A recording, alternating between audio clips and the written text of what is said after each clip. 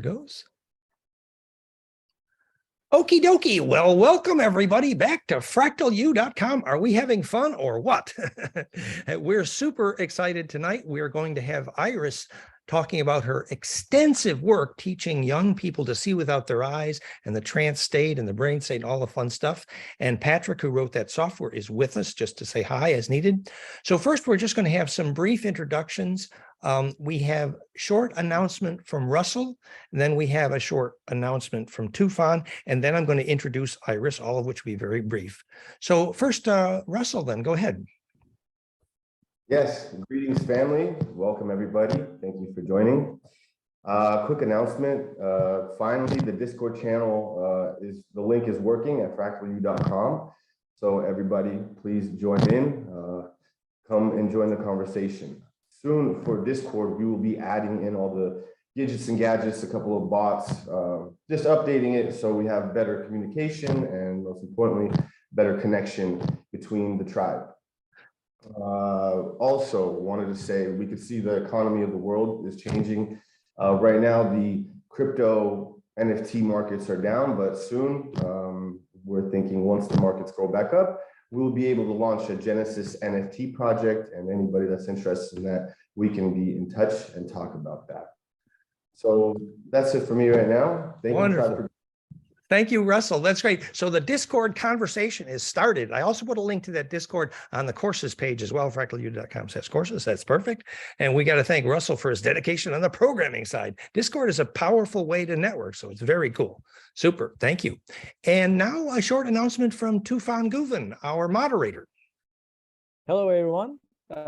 This is Tufan Guven, representative at geometricmodels.org, where you can find sacred geometry modeling and educational tools. So I'll give you some details about our courses very shortly. So all courses are being taken place on Sundays at 2 p.m. New York time, 11 a.m. California, and 8 p.m. Paris time, with open discussion and Q&A at the end of each class. Now, the classes are planned to last for 90 minutes. And we would like everyone to share their questions on the chat box, and we will go over them at the end of each session. So these lectures are taking place on Zoom, and the login details for each class are shared online at FractalU.com/courses. And these courses are also being recorded and will be shared on YouTube by Dan Winter.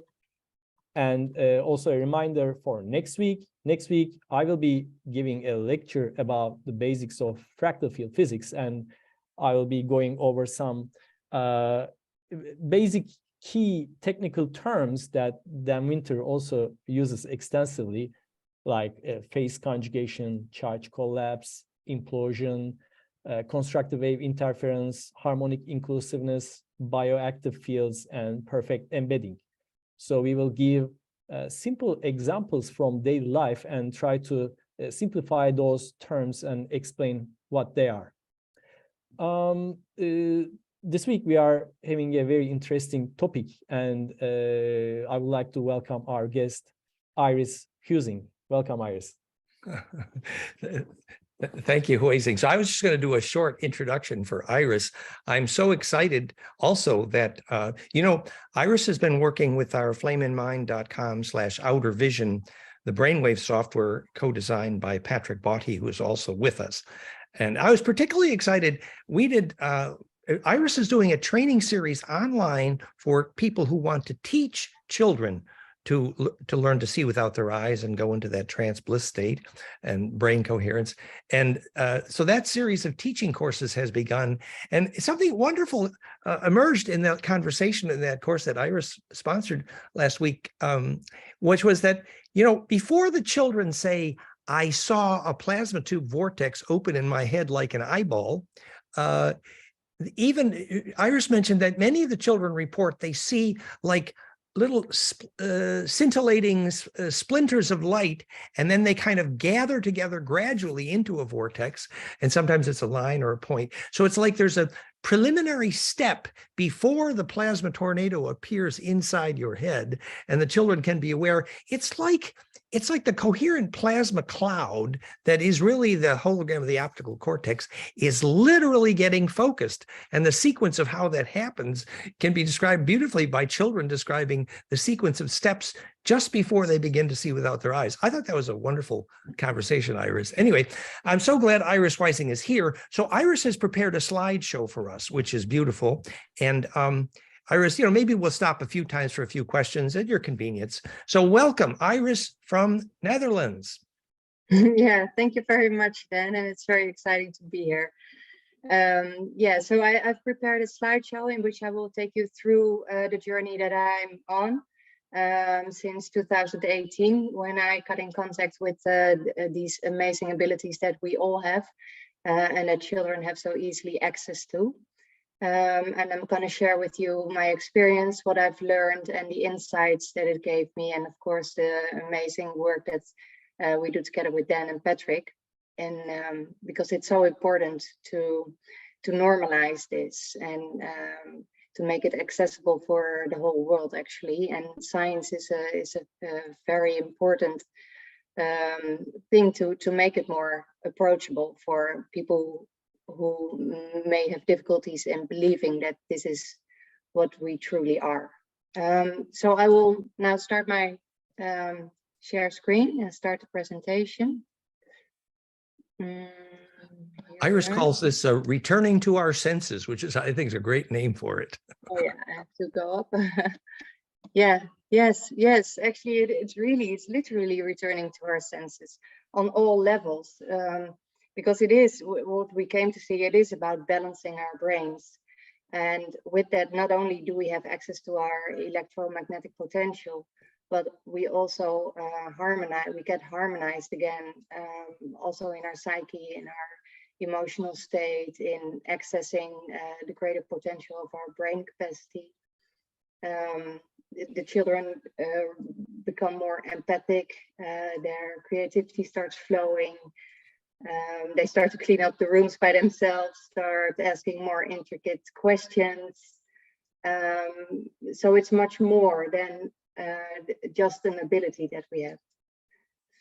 So returning to our senses, and I came to see it really takes a shift in perspective to understand who we truly are. So it's an exploration of our natural potential. And I'm now on slide 2, it works, right? You see the second slide?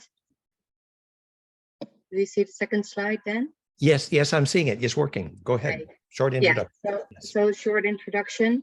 I'm a mother of 4 amazing children and I live in the Netherlands. And since a year ago, I am involved in Metal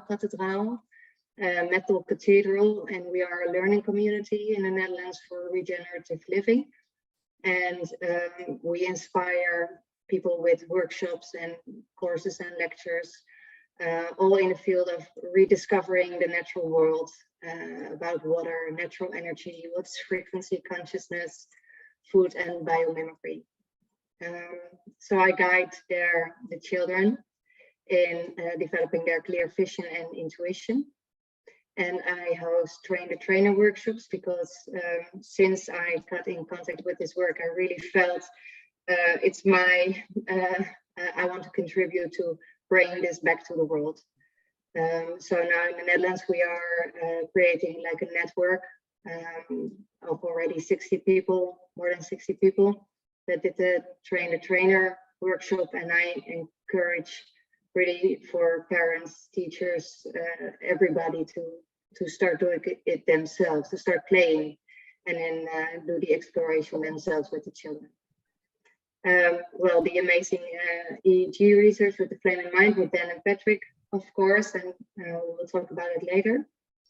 So in 2018, I was trained by Nicola Farmer. She's EOV or a clear vision trainer in England, and she has her ICU awareness program.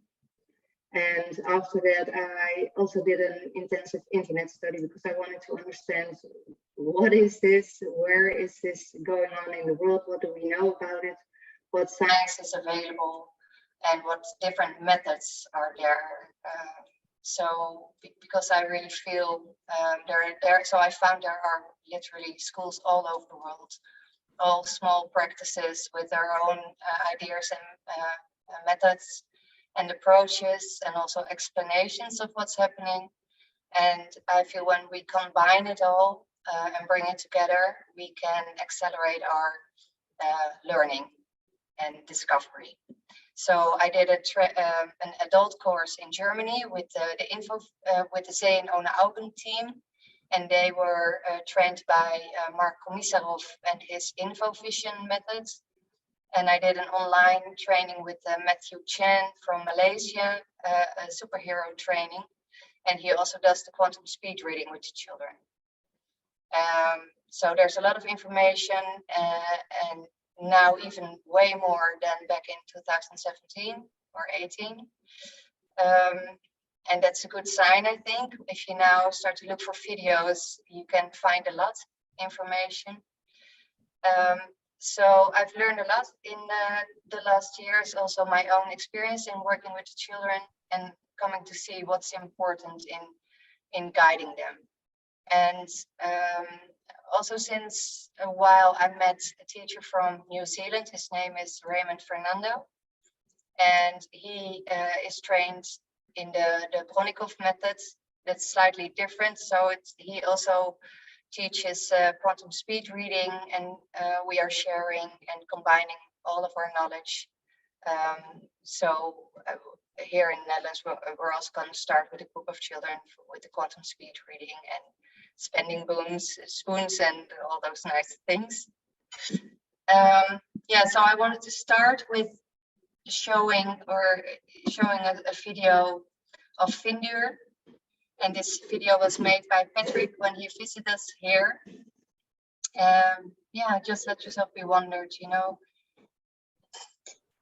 how do children demonstrate so easily? This is Vindur. She's one of the most talented, and she's featured also in the measurements we made on the website. And she sees without her eyes so clearly. Yes.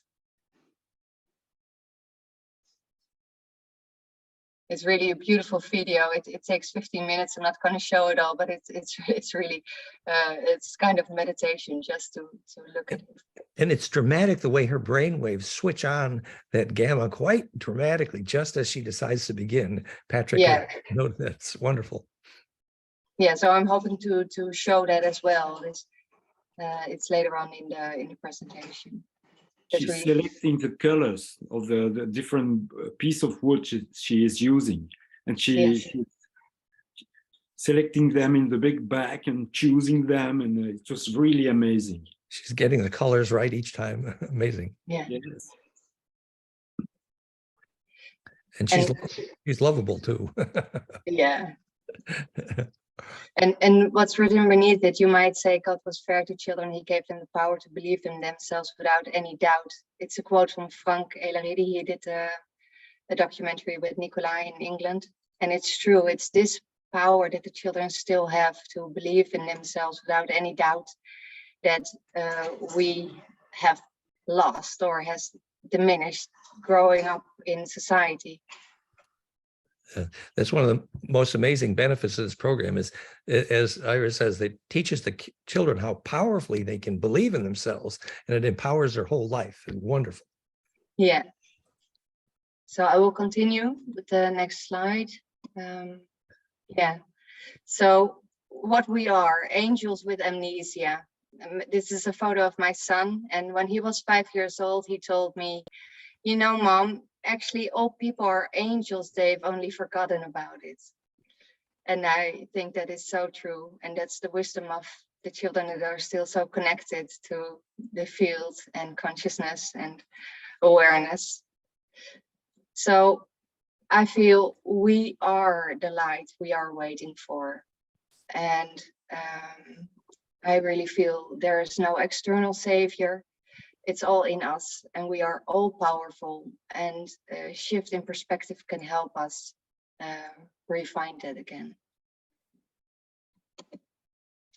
So who we are, I will have to, oh yes, okay. Luminous beings. I'm gonna read this for you. In our original and natural potential and design, we are beautiful, loving, caring, compassionate, peaceful, bright, resilient, creative, powerful, co-creating social beings with capabilities that reach far beyond the material world. We thrive embedded in a strong community where we know each other and we feel seen and accepted, and where we can freely grow and develop by participating, exploring, and knowing ourselves part of the whole. When we retune to inner balance and to our innate moral compass, knowing good from evil, both in ourselves and in the world around us, by letting us be guided by our intuition, we will return to our all-powerful natural state.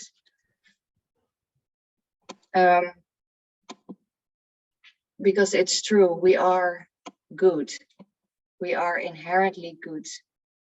And this is a scene of the Milgram shocking experiment. And this is in the book Humankind, A Hopeful History by Rutger Bregman. He's a Dutch author.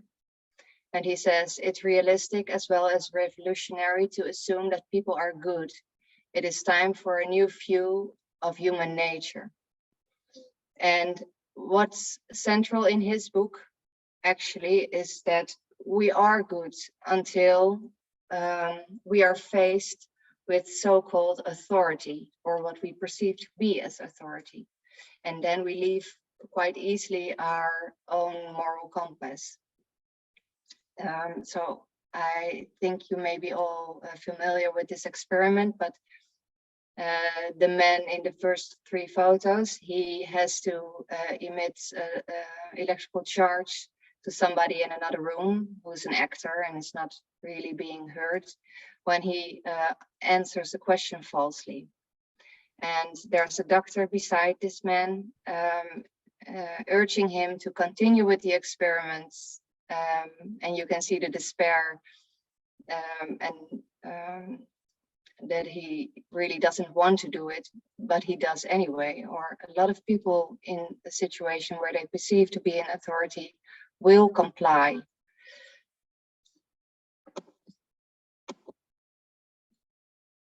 But in a, yes? So the point is that it was only because there was an authority figure pushing in the wrong direction that people actually would hurt somebody. Normally their natural tendency was to be nice. Yes, exactly. And it's the perceived authority, because of course this authority doesn't have any power, but we give it because we believe in the authority. So another item from this book of Rutger Bregman is the story of Lord of the Flies, which is a fictional story of boys landing on an island and turning into savages and hurting each other.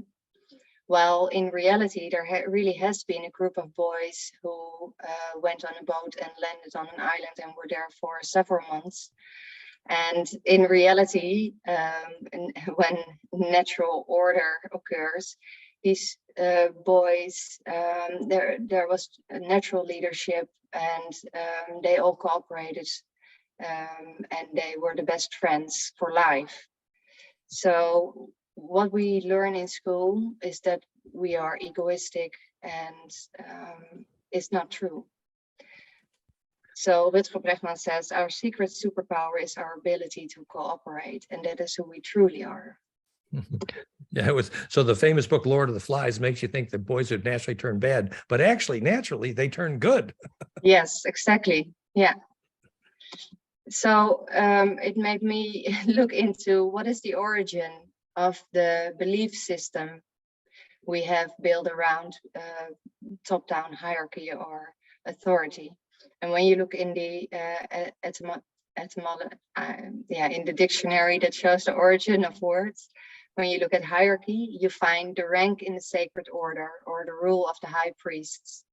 So it dawned on me that, okay, so in a natural order, we are next to each other. We know ourselves equal to one another, and you look to your left and your right to see your brothers and sisters. But when somebody enters a group and says, well, I'm a bit closer to God than the rest of you, what you then create is a power pyramid. And that is going upwards and downwards. So by what do we let ourselves be led in also modern, in the modern world? I think it never changed. This has been the game since ages. So natural hierarchy, I do believe there is such a thing as hierarchy, but it's in a natural way. It's never taken. It is serving and recognized by the rest of the group as wise and inspired example, based in equality and accepted and followed by free will. And that's very important, because recognizing that we are all equal and honoring the divine free will of yourself and of others breaks the spell of any power pyramid. Then it's level field again. And I really came to see that control stands in the way for the natural order to express itself. And some, for me, very inspiring sources are Mark Passio and his lecture on natural law. And the links are here in the slideshow, and I will share it so you can maybe look it up later if you like. And the other one is The Most Dangerous Superstition by Larkin Rose. And he shows how really 99% of all suffering on earth comes from the belief in authority. So all wars, like human beings don't create war. We don't create war. War is a game. So restoring our potential, our electromagnetic potential, our inner harmony by breaking the spell. So I draw the pyramid as a mental construct, an idea or a belief system that has been projected over our natural circle-based way of living in a natural order, which is based on self-organization, which can only occur in freedom, while the power pyramid is based on striving upwards and controlling downwards. And there's a whole list. This is only a very small part of what I wrote down, what follows from the mental construct of believing in hierarchy. It is egoism, it's competition, it's striving, it's the carrot and stick methods. While in the natural order, when we all know each other to be equal, then a pupil will find its teacher because he's inspired by the example of another.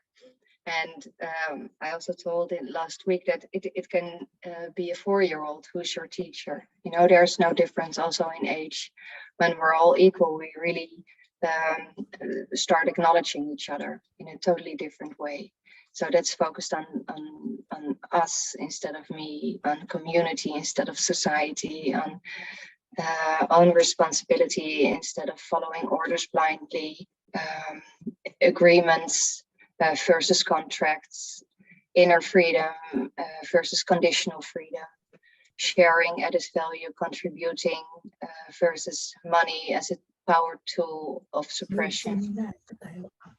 Listening.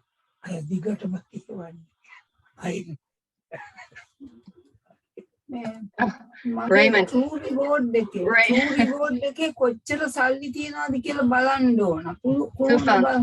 can you maybe mute? Or can I? It's not pod. 50 තියෙනවා නම් මට පැල දෙක තුනක් ගත්ත ගේතනේ. Tufan, can you maybe mute Raymond? After this, I will put I cannot mute it. Ability to mute. Dan is the creator. Then you can go to my Oh, that's Dan, probably. Dan. Raymond, we can hear everything you're saying. Could you please mute your microphone? Raymond Fernando. Oh, yes. So we are geniuses at birth.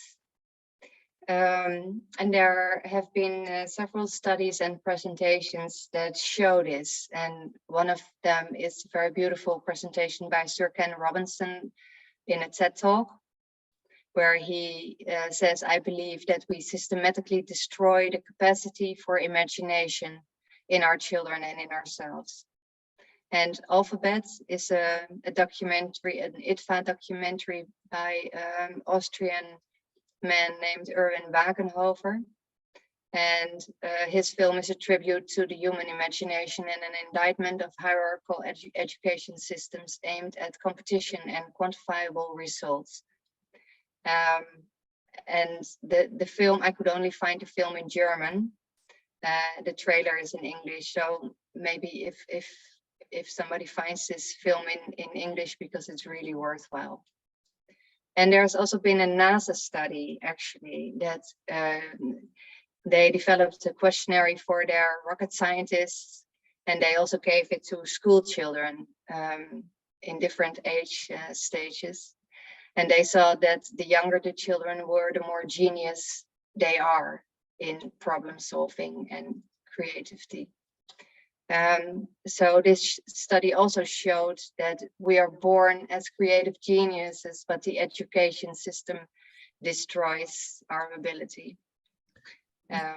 The key word appears to be destroys imagination. Steiner talks so much about that. When young kids spend so much time passively looking at a screen, the ability to IMAG, literally make a picture inside, and that's what needs to be nourished here, the ability to make a picture inside.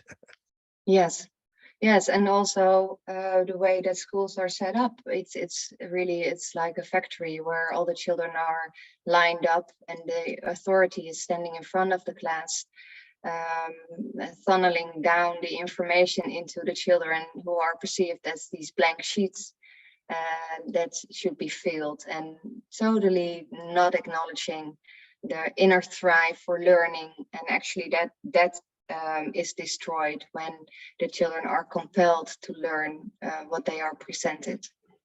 So it's in German, this white text on the black background. It says 98% of the children come in this world hoogbegaafd, like geniuses.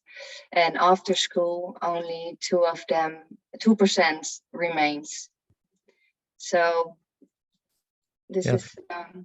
And we've often talked about how Steiner sort of worked on that, teaches the children first to draw the rose so carefully, and then to close their eyes and visualize it. And then the room fills with the smell of roses. So closing their eyes was a key part of Steiner teaching kids to visualize as well.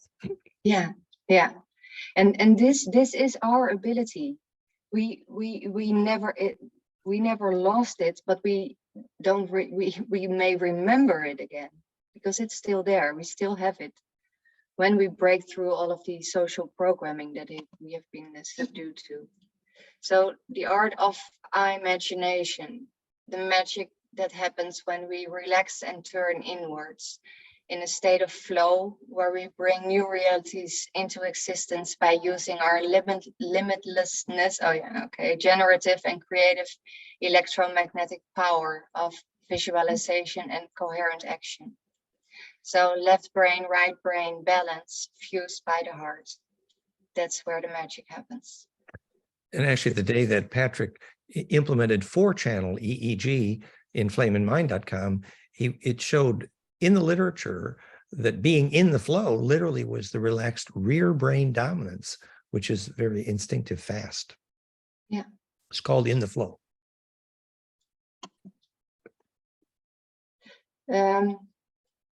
So when we look at our energetic frequencies that we carry or produce or generate with our emotions, when you look at the top drawing of the slow wave, the low frequency, and you compare it to the high frequency, and you think of the middle line or the horizontal line as truth, the low frequency wave hits the line of truth only twice, like where I put on the vertical lines. And when you compare that to the high frequency state, it hits the line of truth or neutrality 11 times. And when you stretch out these lines, a low frequency line is a way shorter line than the high frequency line. like within 1 hertz, let's say. So, and we know that, of course, the low frequency images that are shown in cymatic are less intricate, less complex than the high frequency images. So it made me think that we know that high coherent frequency states like thankfulness, joy, and love are more complex, more intricate, can hold more information, more light than low frequency states like fear, hate, and anger. So we literally see more clear and are more aligned to truth in feelings of compassion and love and thankfulness and joy. We literally have more information to our disposal, and our consciousness is more wide, more open.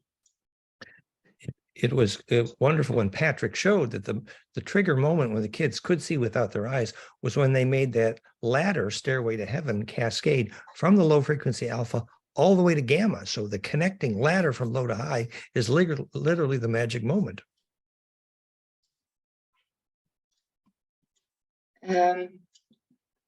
So another example of our bio-electromagnetic potential, this is John Chang, who is demonstrating when he fuses his plus and his minus energy, his chi, he is able to set a newspaper on fire. And he also performs electrical acupuncture with his own chi. So the seeing without our eyes is just one aspect, of course, of our abilities, next to remote viewing and astral traveling and healing and performing body scans, going inward and seeing where the energy is not flowing. Yeah, we saw John Chang actually lights a fire with his own aura. And later, one of the members of Iris's group in the last meeting described discovering clairvoyance, look inside the body with the same skill, right? Yes. Yeah. I love that. And also telekinesis and also telepathy. It's all in the same range of our capabilities when we restore back to balance. So the skill to scan another's body clairvoyantly is triggered directly by the same process that Iris is teaching. It's beautiful. Yeah. Oh wait, I think I missed a few slides. I'm going a bit back. Okay, yes, because we were here. Yeah. So our current state of chaos as adults in this world, I think, is due to our dominant external focus. Instead of living from internally reacting to the outside world, we are trained in school and in society to react on the outside world first and then check inwardly. So our dominant external focus due to societal and cultural programming based on the illusion of existing power differentials, whether it's a blue police hat, or it's a tie, or it's an authoritative parent, or it's a teacher, or it's a doctor with a white jacket on, or it's a business card or an expensive car. We all perceive this as a kind of authority, or experts, or politicians, or whatever. And this has led to a collective and self-perpetual brain imbalance and incoherence between our minds and our hearts. So we're literally not at home because we're so externally focused, thus diminishing the plus and minus electromagnetic harmonic potential of our chi, of our light, to express itself. That's my idea. So the answer is know thyself. The only way out is in. Our ego identifications, which I think are formed, like, for a great deal by this belief in a pyramidal structure of society, our ego identifications are the masks that we unconsciously wear until we heal whole our brains, align them with our heart, and become realized once more. So the real you is what remains when the analytical risk assessing left brain mind becomes quiet enough. And even though we can also have right brain imbalances, it doesn't matter on which spectrum you are. It's both of them is like out of the central middle point of neutrality.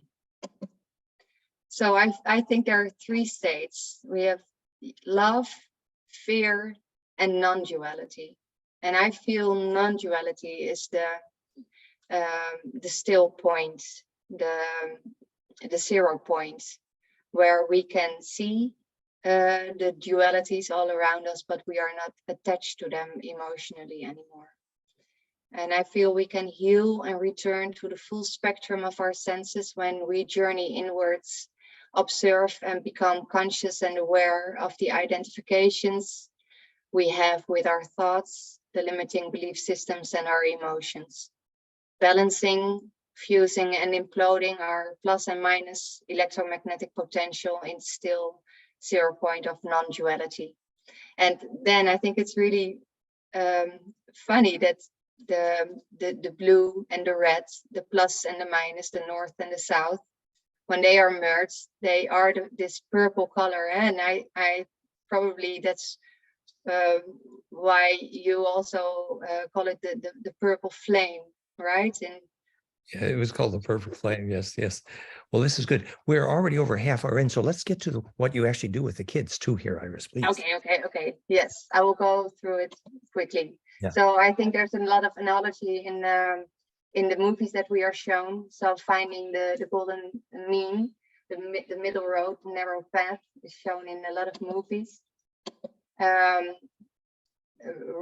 Understanding that divine proportions also occur in our psyche, and that we can be in tune or out of tune with harmony and the natural order. It's beautiful.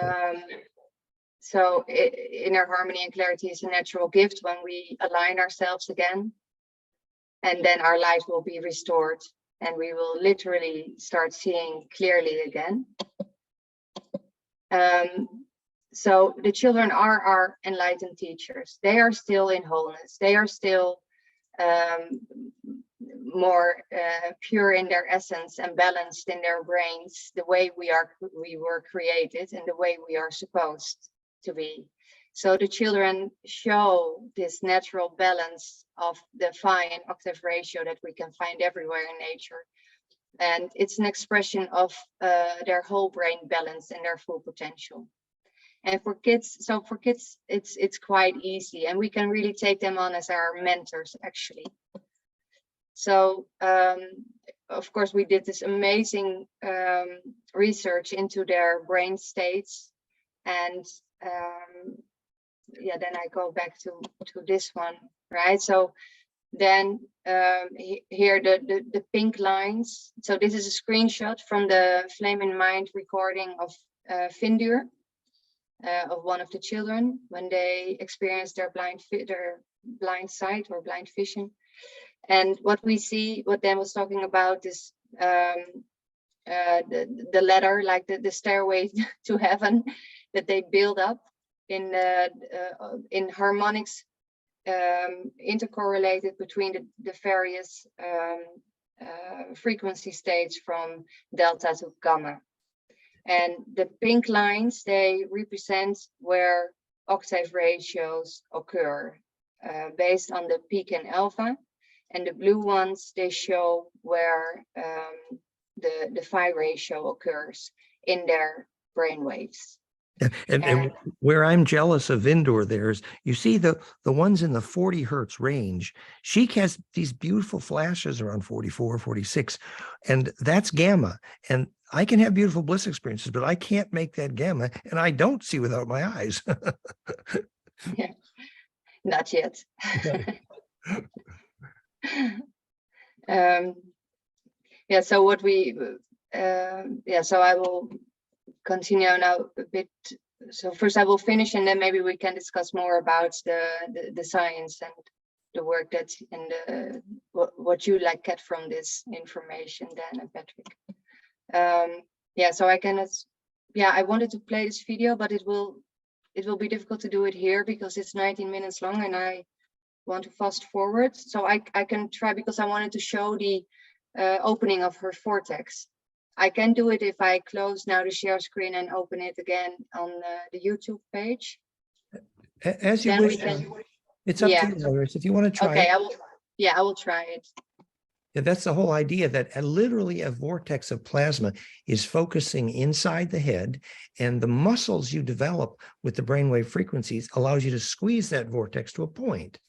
And so we're talking about visualizations to help kids actually visualize that vortex forming. Yes, so I hope the audio will work. And we're going to start here with an introduction that you do, Dan, about your explanation of what's happening with the children. Oh. So you might be asking, how is this possible? What is the science behind being able to see without your eyes? Apparently, these are not studied scientific community. Research in this field is still in its infancy. There was one study done in 2005 by Professor Enrico Mirage and Emilio Conti, which showed that it is possible to see with a very physical reality program like moving eyes. We will link a video of this research in the description. Iris is now working with that. They understand the science behind this. Yeah, the sound is a little bit muted, unfortunately. But you can. The magic here is not just eliminating the concept of blindness and seeing without your eyes. It's also about the magic of understanding the mechanism, the cause of vision. I mean, the evidence is so clear that, in fact, you can take your vision outside your head, what you call it remote viewing, astral travel, lucid dreaming, or near-death experience. Millions of people have documented you can take your process of seeing outside your head. In fact, there's a charge field that's donut-like surrounding your head. And we believe now that you can teach how vision forms as a vortex inside that donut. That winter has worked with Patrick both, and together they have created the revolutionary thing. Yeah, so the harmonics are actually enabling you to squeeze the vortex. That's the idea. That's very nice. Yeah. And so now in a minute we will be witnessing how Vindir is closing and opening her vortex by intention. We see the moment when she actually switches on her skill. There, you see the coherence grow there? It's amazing.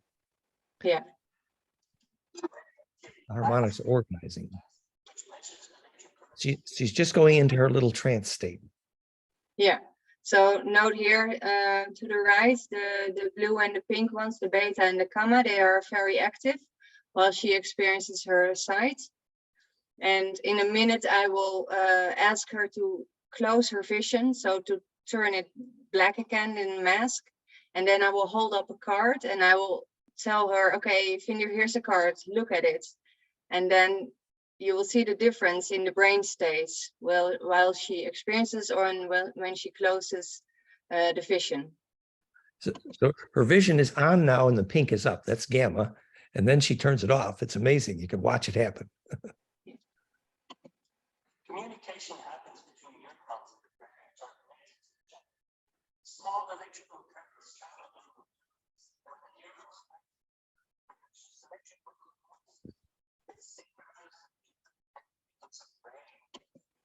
So now we see her closing her vortex. Yeah, she stopped. She stopped looking. Yeah, she stopped. Yeah. And see how the pink and blue, the gamma and the beta disappeared. A high frequency coherence went away when she turned off the inner vision. Clearly. Yeah. Amazing.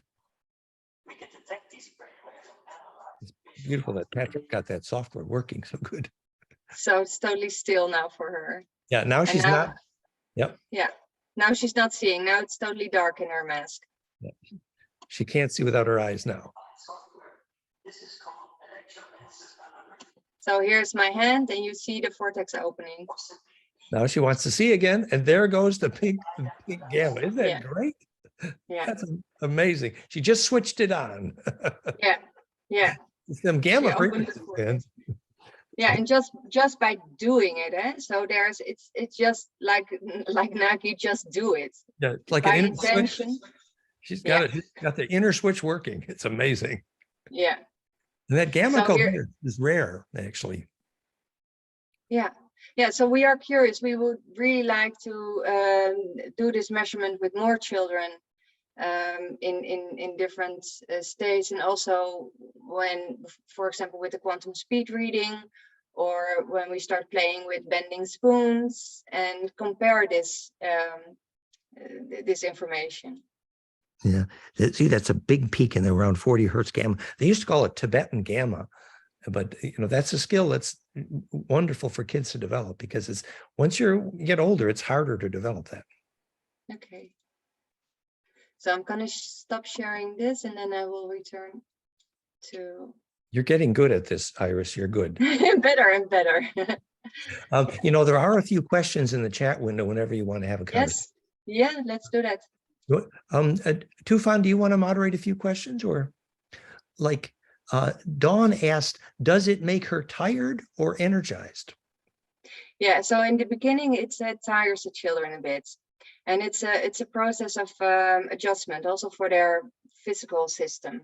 So in the beginning, when it's a process of opening up the vision. For some children, not at all, and they see instantly. But for some children, it takes some effort, and that can take some energy off them. But once the vision is opened and their whole system is like adjusted to it, then it doesn't anymore. And it doesn't take energy anymore. Once they get used to it, that's great. Tufan, do you want to read a few questions? Tufan, your camera is kind of messing up. Maybe you want to turn your camera off, Tufan, because it's really, But Tufan, go ahead with questions then, briefly. Yeah, there's one question from Kat. Are low frequency states also good, necessary though? What we observed here is that the alpha is important. There must be some alpha and then a cascade upward.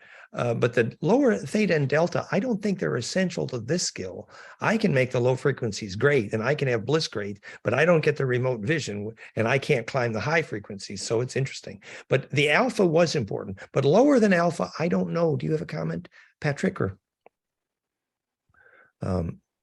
I don't think it was critical, because usually younger people don't get the really low frequencies. That's sort of symbolizes deep perception into the deep unconscious.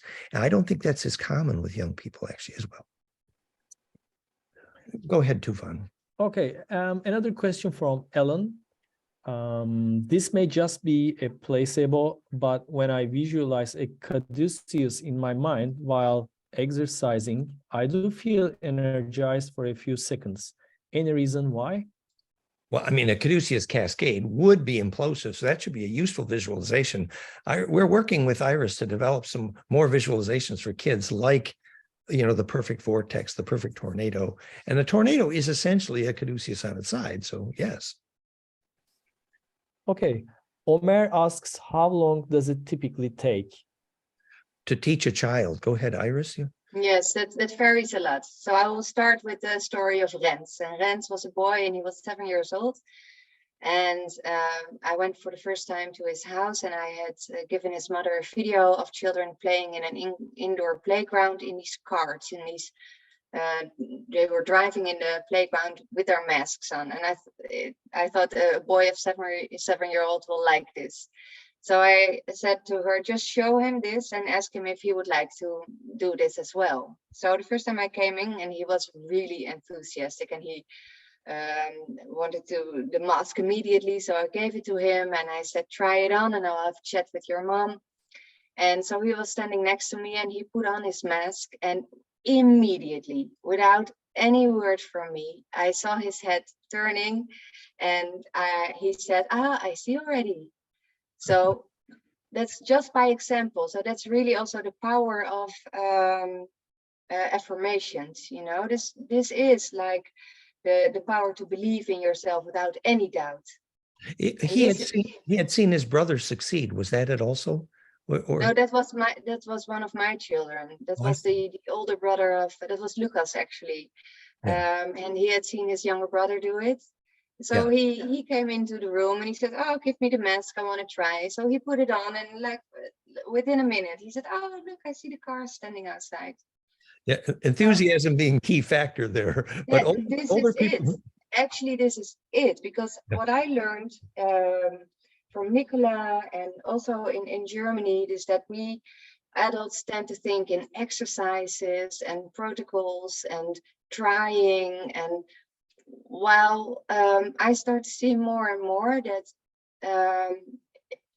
actually if the children would start showing it amongst themselves, it would be way quicker spread all over the world. Because once the children Iris, yes, I have Maya and Veda here. Hey, Stefan. They've Hey, been with Veda. Iris and her just like a month now. And I told them they had to go to sleep because I was going to be in this call, and they didn't want to go to sleep, so they made a lot of noise and they wanted to be here. So if you want, you can amazing. You can, because they can see you. Turn your screen. Hey, hi Veda, hi Maya. Turn your screen share off, Iris, and we'll have. Oh yes. Oh, sorry. Yeah. And then we can see them. So these are the kids. Yeah. So these are Iris's star pupils right here. Yeah, from a month ago we started. So if you can, you want to show them some fingers, they can. Yes, Iris, can they see? Then do you want to hold up some fingers? Okay. How many fingers? Go ahead, vertel Maya. Doe maar met je vingers. Look, she got it? Super. Yeah. Thank you. That's great. So they could see me on the screen and they're blindfolded. Yeah, right. Yes. And or maybe you can draw something and they can tell you what you drew. Do you have a piece of paper then? Oh well. Here, I'll draw it. Okay. So here I have a there. Wat heeft hij getekend, Maya? Kan je dat tekenen? Ja, doe maar met je vingers. Yeah, she's drawing. Oh, okay, she see it. Aha, look at that. Yay. So, I drew a square and she saw the square, and yet she's blindfolded. So they're in that state, right? They've prepared. Yeah. That's great. Kids. Well, wonderful, girls. Thank you so much for showing us. Beautiful. We'll go to bed now. Thanks. Okay. Ja. Slaap lekker, meisjes. Thank you, girls. Doei. Blessings, gratitude. You're very good. Wonderful. A question from Earthen Hand. Yes. Are the children trained in this skill also able to see interdimensional visions or beings? Well, I have not encountered that yet, but I don't know. Yeah. I would think they would be able. I think we have access to a different frequency dimension. So I would say that. We actually planned a series where we wanted to test their ability to see elementals and nature spirits. So we're planning some tests in that regard, actually. But apparently obviously we could kind of suggest what's there to them to help lead them to that. Yes. Yeah, that's so important. Yeah, to let it happen. Then can I answer that question? Go ahead. Well, yeah, sure. Okay. Yes. About seeing entities, I do have cases of children, but it is not advisable because unless they are prepared, they will be scared. Aha, right. I have children. My brother has trained children, and they are able to see their dead relatives. But in Sri Lanka, it is acceptable, so they are not so scared.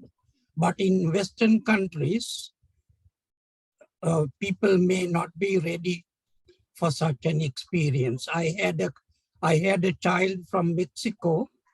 The parents were a little concerned, so I stopped it. Aha. We should introduce Raymond just very briefly. Raymond is a partner with Iris who's doing very advanced teaching work with this in, is it New Zealand where you are, Raymond? Yes. Yes. So Yeah. Raymond is an experienced teacher of this technique, everyone, and should be introduced and appeared in Iris's teaching course. And that's wonderful that you explained that, Raymond. So in other words, it would be natural for kids to be able to see, even to some extent, ghosts and dead relatives. But where in the East, this is accepted in normal, so kids aren't afraid of it. But in the West, where this is not accepted so much, this might intimidate the children. So we have to be very careful. Mhm. Thank you. I always tell, I'm sorry. Also, my sister-in-law, she continuously speaks to my dead father. She gets messages, and it's quite acceptable there. In that culture, yeah. So it depends a lot. Where here it would really, yeah. So, I also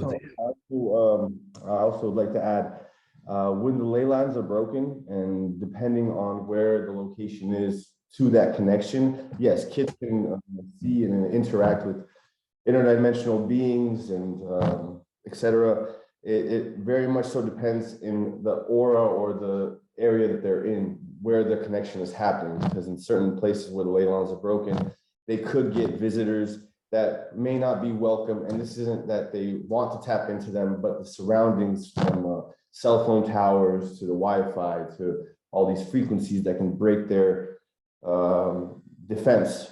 This could happen often. I also wanted to add, in the lower dimensions or lower frequencies, that one of the questions is, Iris spoke about non-duality. So as I call it, wholeness.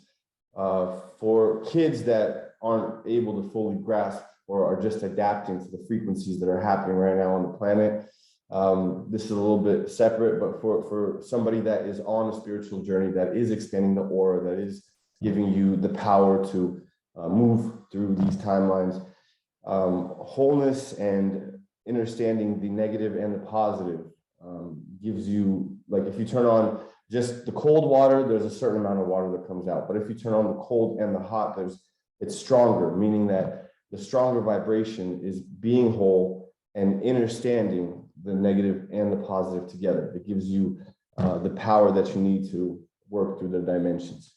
This is great. And Russ is very sensitive in his own right. And there'll be more conversations about this. Russ made a wonderful point that the presence of the magnetic line would affect these sensitivities. So even dousing the PowerPoint in the room. So this is all wonderful and fascinating. But we should turn this back over to Iris here. Thank you so much, Russ and Raymond, very much. Go ahead, Iris. Yeah, it's beautiful, really important. Were there more questions for right now? Tufan, do you think, or what's your thought here? There is one more question from Eric's. Iris, have you or can you test the kids with the Uno cards flip around so color of the card is away from the head?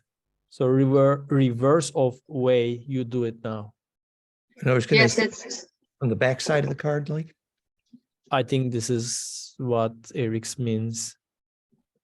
yes, that you lie like blind on the table, and that they will see through the card. They will know what. Yeah. Yes, that's I didn't do this. Yeah, we started with one boy. We started to try or to play with this, but that is very much an ability we also have. And you can also hold colored cards like behind the door, so you can close the door with, and I hold the color on the other side of the door, and then they will be able to see what color there is. So this, so the reading the books or walking through the room is, then they have the vision of their physical location, but you can extend it to other rooms or other parts of the world, or Yeah, and coming back for a second to what we were just discussing about the children, that they might be start seeing things. I always tell them once this vision is open that they are in charge, that they are like their own inner master and they can choose whether they want to use it or not. So like Vinder, that she could shut off her vision just by intending it. So I don't explain to the children, you know, what might happen, but I do give them like this empowerment of that they are in charge. That's a good point. So that helps them to feel that they can make the choice. If they don't want to see their dead relatives, they don't have to. But yeah, yes, and this, it does show that there's parallel here to training for remote viewing as well. Excellent, thank you. We do have a couple more questions. Shall we continue with the questions, or would you like to complete your presentation, Iris? no, it's okay. We can do some questions. Sure. Anthony asks, what exercises assist in getting both hemispheres working together? Yeah, so I will maybe explain in short how when a child for the first time comes to me, there are some things that we can do. Like we can, first I might give them a blanco sheet of paper and 2 pens. And then I invite them to write their name with the hand that they usually don't use when writing or drawing. So the other hands. So, and then they write their name, and then I invite them to take 2 pencils or pens, and I say, okay, now we're gonna write your name mirrored. So we start in the center and you write outwards. So 1 to the left, 1 to the right. So you can also, we discussed it last week also, I invite them to do the infinity sign with 2 hands. This is actually also what they do in the Steiner schools, drawing synchronized. And then added, there's this very beautiful exercises you can do. It's called the infinity walk. Yes, I'm putting it in the chat. Yes, yes. Yeah, so then you use your whole body to make this movement of the infinity sign by placing 2 items on the floor, and you start walking around it with your head facing at the same center point. So you don't move your head, only your body makes this form. So that those are like brain exercises. You can also do brain gym using your hands with the left and the right brain, making different movements, like for example this one, and then you switch, and you have a lot of different exercises to do this. You can visualize there's a ball in front of you, and with one hand is going over the ball and the other hand is coming towards you, and then you bring them together and you make this counter movement with 2 hands. Beautiful. And exactly. so, and the literature actually shows, like the infinity walk, figure 8 motions, the cross crawl, mechanically force the blood across the corpus callosum and tighten the figure 8 knot, which is imploding the vortex, obviously. And they even say, you know, they've proven medically that they can dramatically assist with dyslexia with exactly that. yeah. Okay, and and for daily exercises for kids, I would really recommend like when they brush their teeth. If they brush it with one hand, have them brush it with the other one. Make it a game. Make it interesting for them. Giving a mental note on how to give these brain exercises a fun game. If they're doing any types, if they're learning the alphabet, you know, write down 10 times A, B, C with your right hand, 10 times with the left hand. These types of little, you incorporate these types of movements in a daily exercise, and this will build the muscle brain, the muscle, the pineal gland, etc. Yeah. Ambidextrous kinds of things. Nice.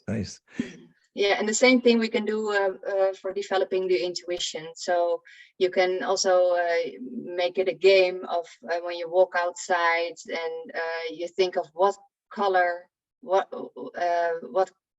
the car have that will come around the corner, for example. Or when you're on the phone with somebody, what is the color of the clothes that this person is wearing? Or when you're outside in public and you're walking a stairs, that before you start climbing, you ask yourself, how many staircases are there? So that's the same with the intuition, and we also have games for intuition. So I use these paper cups, and I have a lot of them on the table, and I hide a small ball. So first I give the ball to everybody in the room to really connect to this ball, really observe it, take it in, the color, the feeling, the sense of this ball, make a strong connection with it, then turn away from the table or close your eyes. I will hide the ball. And when I tell you, you return to the table and you let yourself be guided by your intuition to tell me under which cup the ball is. So it's a lot of playing games, which makes it fun, and they really like it. And that's the important thing, that it shouldn't be a must or a training or an exercise or it should be fun, fun exploration. Beautiful. Beautiful. Work. No one wants to work. It has to be, make it a game, and then you can actually. Yeah. Beautiful. Yeah. So then after these games, and I take them through a guided meditation or visualization. And it's actually not necessary to do it. It can help if they are. Actually, it's the energy of a 7-year-old that is eager to do something, and he's playful and curious. That is what brings what makes it easy for them to experience the clear vision. And you can do exercises and meditations, but if you notice that it's if they are bored by it, then I shouldn't, and then I wouldn't do it. I would just go playing with them. When I take them through a meditation, it's just to connect to their inner light and to expand their light and to release all negativity like that they might experience. And then I invite them to, with their energy, come out of their body and fly circles around the room, and then come back to their body.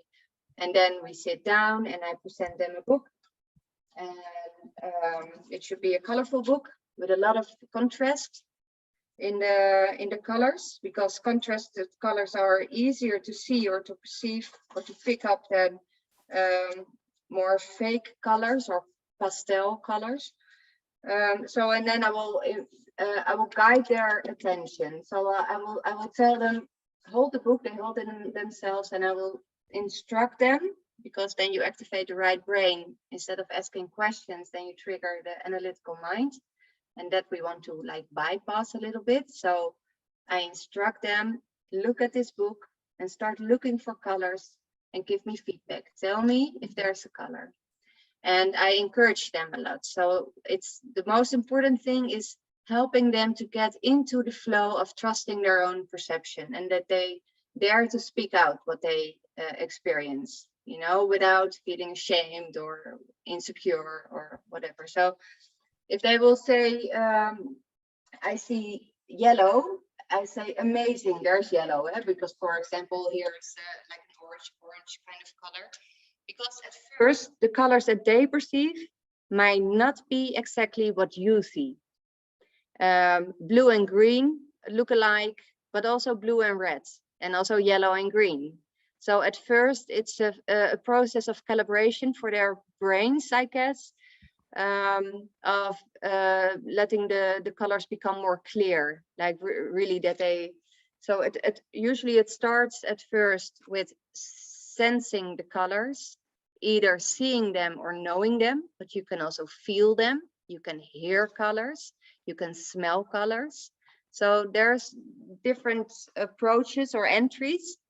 And I will encourage them to speak whatever they experience, and that helps them to get more confidence, and that helps the flow, to get them into the flow. And then slowly it becomes more clear to them that really here's green, and this is a lighter green than this.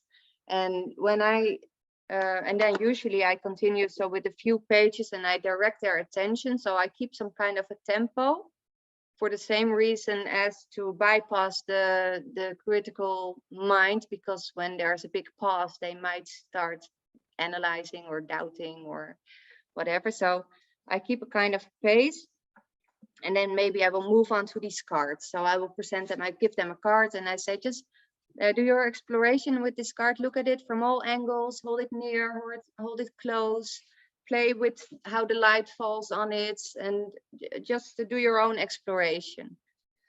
And it's important to give constructive feedback, and that's a nice exercise for us adults who have been programmed in it's good or it's wrong, it's correct or it's wrong, because it is not correct or wrong, it's their perception. And so if they will say, I see green, I will say, amazing, this is blue, you're holding a blue card, and for you this looks now as green. So their perception is leading, not yours, not mine. Like, I'm a space holder, I'm like a tour guide in their own experience. And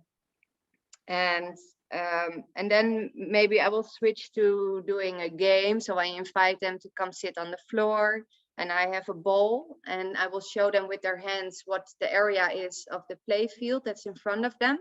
And I will place the ball somewhere, and they still wear their masks. And I tell them this is an intuitive game. And when I tell you to reach out with one hand directly towards the ball, go and grab the ball.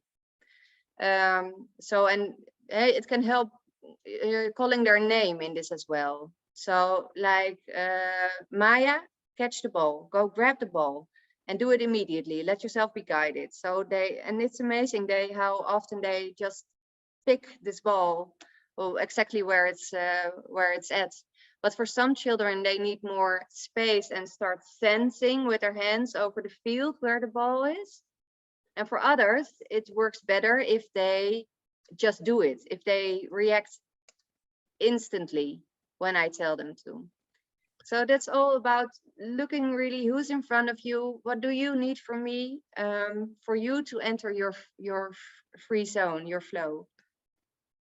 And build confidence. It's amazing. The confidence keeps building. So first they realize they can see colors without their eyes. And then Iris talked about suddenly they start to see like sparkles, and then. Yeah, well, usually it starts like this. But a lot of children tell me exactly this, is that they see kind of a starry night. So all white dots of light inside the mask, and then they might merge or they become bigger. And that spot at some point really literally opens up and they see through it. And at first it might not be clear. Like they might say, I see orange here. And then I tell them, okay, show me with your finger the area where you see the orange. And they might do like this, and then but maybe it's not really that they see the face of Peter Pan yet, but it will become clear. So it may take a little bit more time. And for other children, it's they instantly recognize, oh, look, it's Peter Pan, and there's Wendy, and there's a church. And then, so when I notice that their vision becomes more like clear and accurate, I will usually direct them to an area on the, like for instance, like an area on the page where there's a very distinct contrast. So maybe here I will tap, I say, look here, tell me what you see.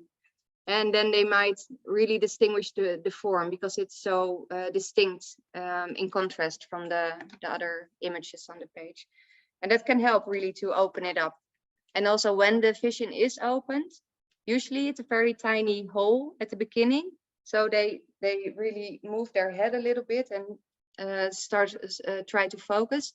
And I can help them widen their view by an exercise that I say, okay, now you see my fingers, tell me stop when you cannot see both of them anymore. So I will slowly like move away, and they might say stop, and I say, okay, now tell me when they reappear, and they say yes, they're there. Okay, and then I widen stop, and then you can expand really their vision, and then it's much easier for them. And then you can go walking around in the room or placing these cups on the floor, and for them to pick it up.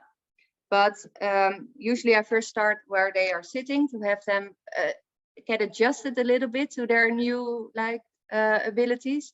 And then maybe we can start rolling balls to each other. Yeah, because then you have a moving object that's coming towards you and that needs some adjustment in your 3D perspective. Because at first it might be that they see clearly the ball or the cup, but when they try to get it, they will do like this, you know, so it's not really aligned yet in the 3D space. So, and then they try it a few more times and then they're accurate, and then and then slowly you can do other things. You can just imagine the kids are actually learning to sort the fact that a little vortex is formed and they line it up and see through it like a pinhole camera, literally. And, you know, I just realized what that's called. They call it depth of field, and it's controlled by something called the iris. Oh, really? Nice. Your name is perfect. I'd like to add that higher levels of oxygen to get in the flow state for myself. I've noticed higher levels of oxygen really help. So going over with the kids, or even for adults, breathing exercises, getting some type of a way of, even if it's a couple minutes, just full breaths in, full breaths out. There's many techniques, and we'll go over it also in other meetings. To that said, for kids, when I started teaching kids, I realized that many kids, some are visual, some want to hear more, some are hands-on. So always be aware that not every child, not every person in general, how they interpret the information, we have to make it a game, so it goes in more of a fun exercises to tune into each child. Everybody's different. Also, I would like to, there's a couple questions when we began that we didn't go over yet. At what age do we start to see a sharp decline in this ability to see with our eyes closed? Or what causes us to start losing this ability? Yes, well, I think so that our societal structure is due to that. Because like for this NASA study also showed it, that there was a diminishing from children that were 5-year-old till 10 years old, that their genius abilities really dropped. And I feel it's because we have them sit down in a classroom and they have to obey and do what as they're told, instead of being able to follow their own intuition and attention and curiosity and intrinsic learning motivation. So when I was in Germany with the adult course, there was a group of 12 people, 5 days long intuition games and playing with the masks. 8 of them could read letters at the end of the week, and they were all adults.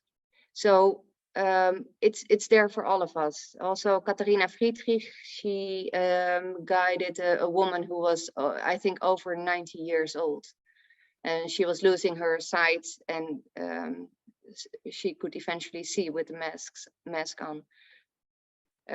So I think it's there. It's there for all of us, and we have to be careful, I think, with adding more limiting belief systems in what we can or cannot do.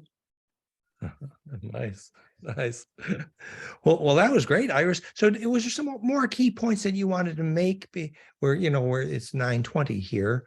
There's a question. Have you tried this process with autistic people? Yeah, there was a boy, ADHD, and he was on the autistic spectrum. And what we saw was that he really calmed down. Like, he could be quite explosive. And another example was David. He was a boy of 8 years old, and when I first met him, he was really very easily frustrated when something didn't work for him, and he would really start like being frustrated.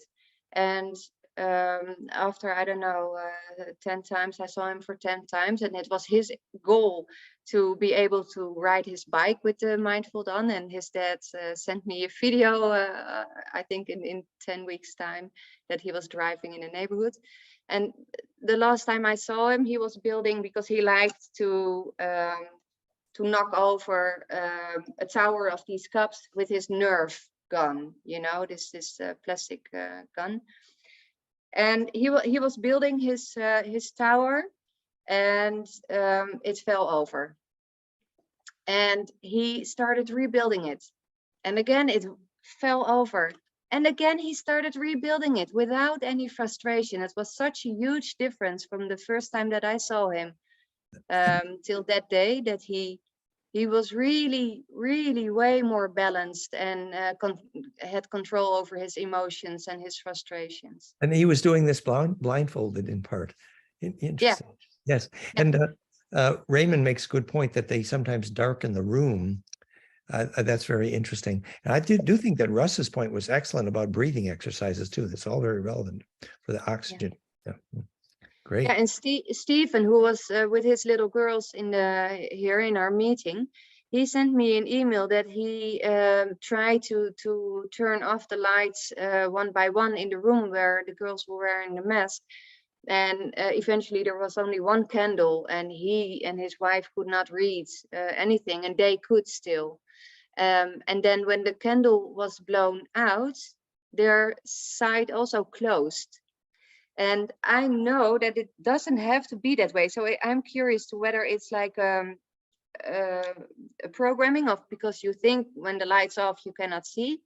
Because at Vindur, one day we went into a very darkened bathroom with no windows to see if she could see our hands. So we were holding up fingers for her in total darkness, and she saw like shiny white sticks. That's how she described it. So she saw our fingers in total darkness.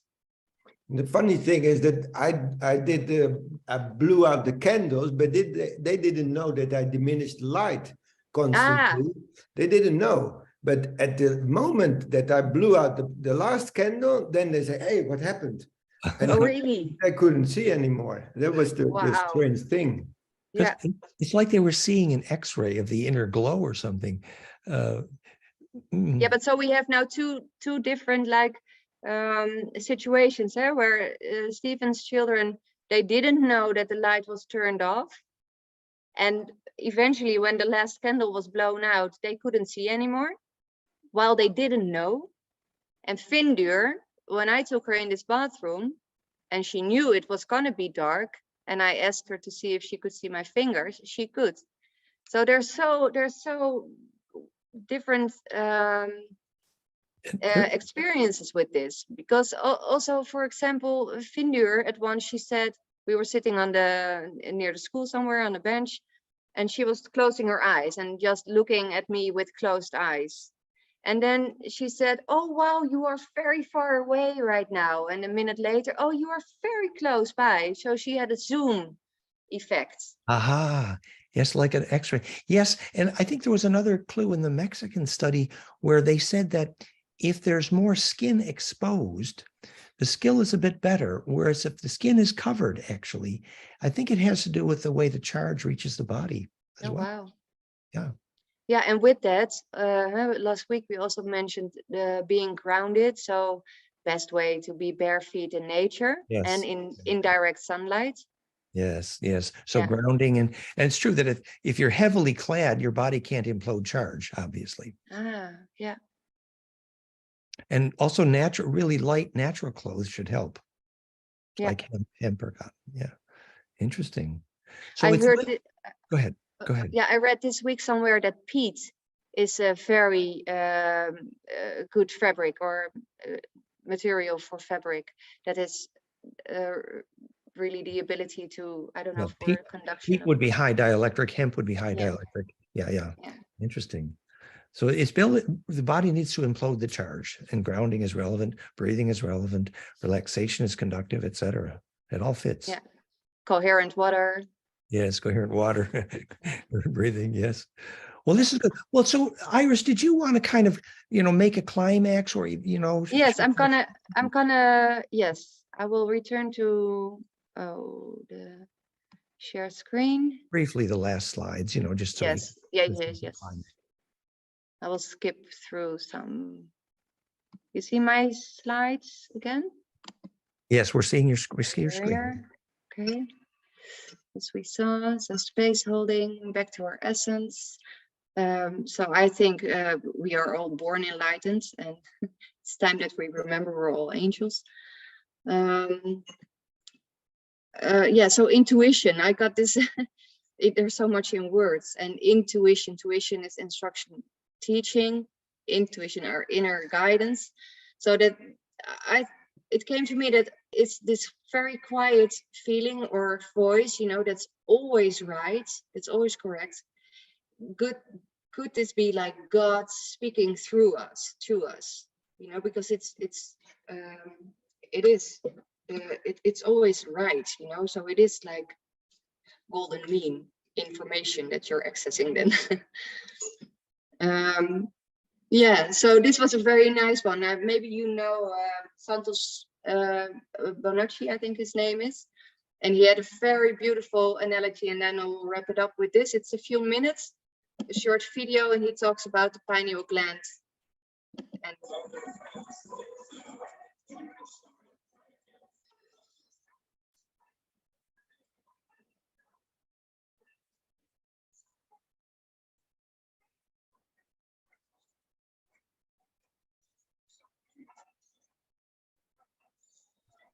We cannot hear the sound, Iris. you cannot hear it? No. Okay, so what he's talking about Pinocchio. The movie also starts with a pine cone, and so the name Pinocchio is the pine eye. So pin is the pine, and occhio in Italian is eye. It's the Italian word for eye. So the story of Pinocchio is in order to become a real human, we have to stop going to the carnivals, know when you are deceived by your friends, be sober, and make your journey inwards, and then your I will become single again, and you will become self-realized like a real human being. So I thought it was a beautiful description, actually, of of what's happening. Yeah, so I love the pine cone eye. That's perfect. Pinocchio. It's perfect. yes, yeah, it's beautiful. Yeah, no, so this is actually, so my last one was remember, yeah, of course, we really truly are powerful beyond belief. And yeah, it's amazing that we are refining our abilities together. So thank you all for listening to what I had to share. There was some beautiful insights there. Really nice, Iris. And I think people really appreciate. Thank you. Yeah, so maybe, yes, you turn off your screen so we can see you. Tufan, did you see any other interesting questions that we should play with briefly? Well, there are a couple of like I think 3 questions. If we have time, we can go over them quickly, if you wish. Yeah, let's play a little bit more, maybe. Sure. Ro is asking, is this the same as remote viewing? Yeah, and we kind of covered this a little bit, that initially the kids see what's in front of them. Gradually they can see through a door. And so I think if, Iris, would you guess that if you actually asked the kids to develop the remote viewing a part of it, they could Yes. actually learn to specialize? It would evolve. Yeah. Quickly. And I think if you start with that, then that's what they will experience. Yeah. I think the physics fits here, that it's a vortex of plasma, and the skill to learn to gradually take it out of your body would be powerful, but issues of grounding. So for hygiene reasons, I think it's probably best to leave the kids focused locally first before they get that sense of work, because there are lots of astral hygiene issues about at a distance. So we start gently here. But yes, we think the physics is clear. You tighten this plasma vortex, and when you get a good handle on it, then that is also remote viewing and literally lucid dreaming as it occurs with Therify.net. And eventually that is literally what's happening at death. So that coherence training is a beautiful thing for lots of reasons. Okay, Anthony is asking, is the success rate in reading dependent upon the administrator of the test seeing, or is it independent upon a second observer? Oh, interesting. Do you understand that, Iris? So in other words, if you were showing something that you yourself could not see, would the child see it? Oh, yes, of course. Yeah, because sometimes I will ask them just to make a drawing, you know, and then it will come out of their own imagination what they would like to draw. Yeah, so it has nothing to do with what I see. It would seem that this was independent, that it's not dependent on the teacher, although I'm sure there could be some influence, but ultimately the children would be trained here, that they're not depending on the teacher seeing. No, because when I work with them and they hold a book, they will hold it. I will not be sitting next to them. I may be sitting in front of them. So if they open a book and I hold it like this, I don't see what they are looking at. You know, so it may be like this, and then maybe I will come next to them, but. Good point. So they've shown that they can see what's in the book, even though you can't. So I think that does nicely answer the question. Great. Good, Tufan. Other question, go ahead. Yes. Okay, last question from Omer. I am trying to get my daughter to try it. Do you hold session with other children so it is easier and quicker for them to understand and start to experience? Yeah, so that works also different for different children. It's so important to connect to the child and what they need, because for some children it will be uplifting to be in a group of children and to hear them having their experiences. But for other children, it will put them down. They will put themselves down, because then they might doubt, oh, he can already do it and I still can't. And so it differs. For some children it will, and it also has a lot to do with your own energy, and that's what I didn't really talk about, but the importance of understanding the influence you have with your energy field on the children. So feelings of doubt or looking for results, you know, wanting them to see things or to start seeing things, that's like can also make it more difficult for the children to enter their free zone. So that's maybe the one slide. I will not bring those slides back, but I will take you through it very. We did find that with Therify as well, that sometimes if there's other people present, it can add to the energy. But if anybody that's skeptical arrives, it will really weaken the healing effect. Yes, and that's so true also for the vision, especially because it's a process, and sometimes it takes a few weeks or some time to really for them to really start trusting, hey, you know, what they experience with their mask on. If there's a skeptic parent or uncle or grandparent or friend or whoever, I always tell them, the children themselves, when you feel that you are ready to share it with other people, you know, do it.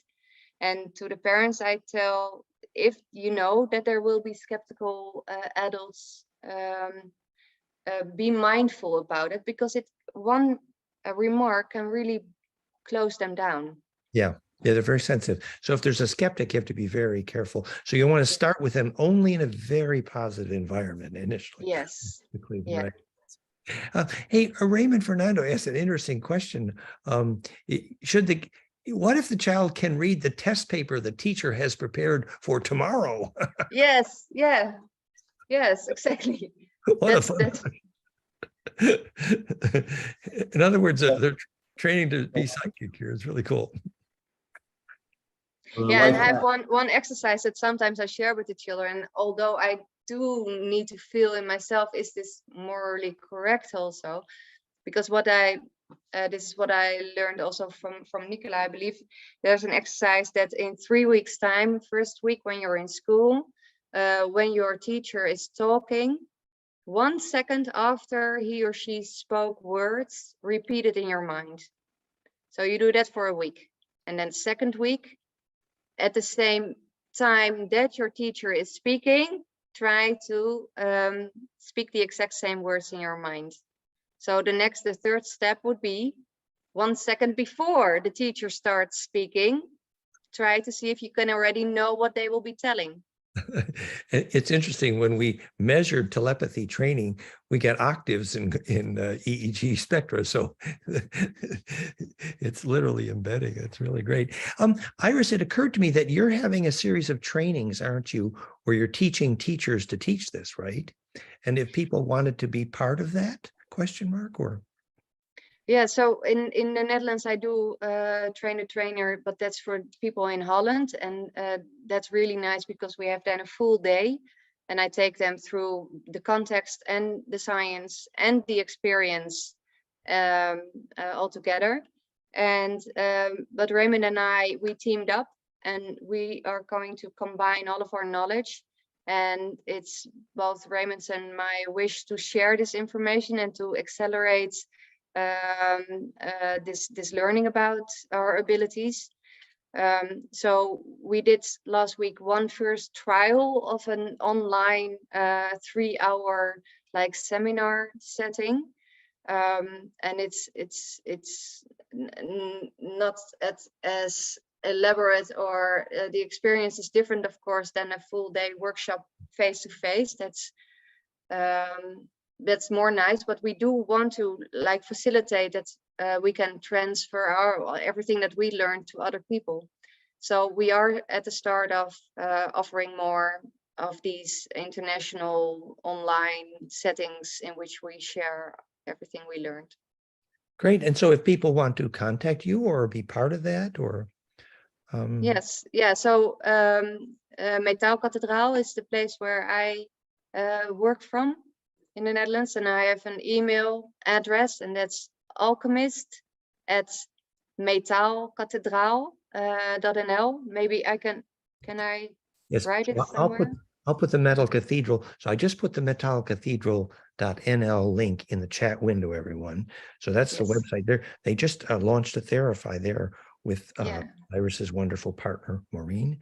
And so and your email then is at metalcathedral.nl. Yeah, alchemist. Alchemist at. So you just put alchemist at, and there's a link, metalcathedral.nl. Notice the 2 A's there. So check the spelling carefully of Metal Cathedral. The link is in the chat window, metalcathedral.nl. Yeah, and Raymond's, maybe you also want to share your email address? Yes, so Raymond is teaching this at a very significant level there in New Zealand, and a real resource. Thank you, Raymond. So do you want any contact info or link for you there, Raymond? Yeah, Raymond. We cannot hear you, Raymond. Please unmute your mic. Yeah. Oops. Okay, sorry. So tomorrow we have another workshop, 3 hours, but it will be more practical and more towards helping adults to experience. And you can either contact through Iris, or I will put my email address now, yov1946@gmail.com. Great. So we have Raymond's email there, or via Iris. So they're starting advanced training, and they're going to focus then on teaching adults to have some experience. Amazing. Yeah, and as Raymond was saying, because it will be like Amsterdam time, Tuesday morning from 8 till 11, and then for Raymond it's 12 hours later. Yeah. So it's this next Tuesday again from 8 till 11. Tomorrow. That's tomorrow for me. That's right. Oh, yeah. for you it's tomorrow. Yeah. Yeah, you're in a different day as well. Well, that's great. So people who are interested in contact Iris or Raymond. That's wonderful. Yeah, and maybe already for this coming seminar, this coming Tuesday, or for you tomorrow, Raymond, if people like, then I would suggest that they email you, because you have now the list of the invitees for. Yes. People are asking what time zone. So that's 8 a.m. Tuesday, European Paris, Amsterdam time, which is much different in the New Zealand time. So it is confusing. I think Russ wanted to say one more thing. Did you, Russ, or were you finished there? Well, I had a little comment before. Yeah. Oh, no.